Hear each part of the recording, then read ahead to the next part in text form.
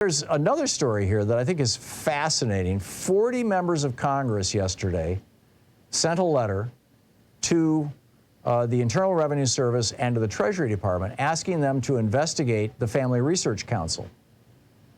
Now, back when gay marriage was an issue that was being debated before President Obama signed on for it, Joe Biden kind of backed him into that, you'll recall, and then the Supreme Court validated it nationwide. Before that happened, I used to have guys from the Family Research Council on my program debating, gay marriage. And of course, my position has always been that, our queer brothers and sisters should have the right to marry the person they love as much as the straight people in our society. I mean, it seems to me like a common sense human rights issue. But, the bigots are out there and they're continuing, and Family Research Council has always been, in my mind, one of the biggest promoters of bigotry, and in fact, I've called them out for that on this program to their faces. Well, what the Family Research Council has done now is pretty startling. If you're a nonprofit organization, and I'm on the board of one here in Oregon, it's called the Oregon Raindrop Fund, and we pass out money to progressive organizations in Oregon, and we have to file a Form 990 every year with the IRS. You can look us up. And it discloses where all your money comes from, who's on your board of directors, where all your money goes, what kind of compensation you have for your board members. In our case, I get absolutely no compensation whatsoever, not a penny. It basically costs me money to be on the board of this organization. But you have to reveal this stuff with these Form 990s.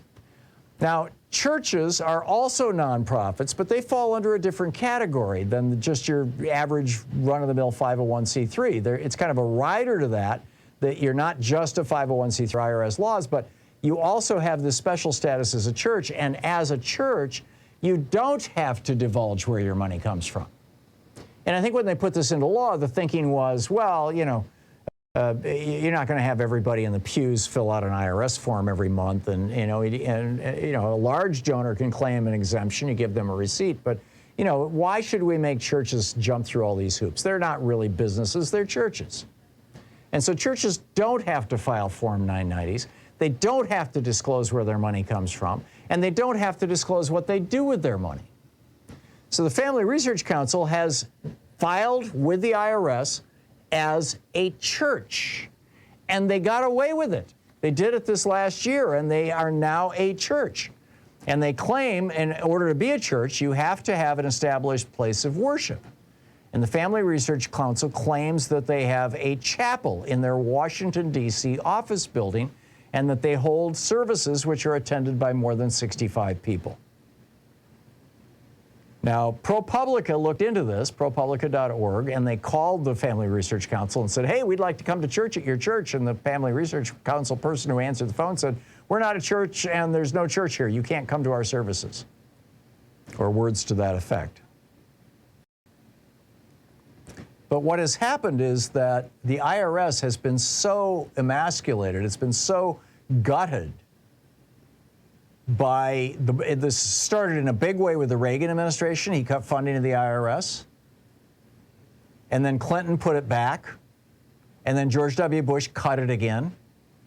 And then Obama put some of it back, a little tiny bit. And then when Trump came into office, he gutted the IRS. I mean, they lost 20,000 employees. And as a result of that, the IRS basically no longer audits really rich people because those audits are complex and they require an entire team rather than a single individual. Now the IRS pretty much only audits average working class, middle class Americans. That's it. And the IRS has just been beaten down to the point that when the Family Research Council says, oh yeah, we're a church, give us that exemption so we don't have to reveal where our money comes from or where it goes anymore, the IRS is like, okay, rubber stamp. And ProPublica is calling this out, and they're saying, we need to fix this. This is wrong. And if the Family Research Council gets away with it, what's next? All these front groups that, the Koch brothers and other right-wing billionaires have put together? Well, no doubt, of course.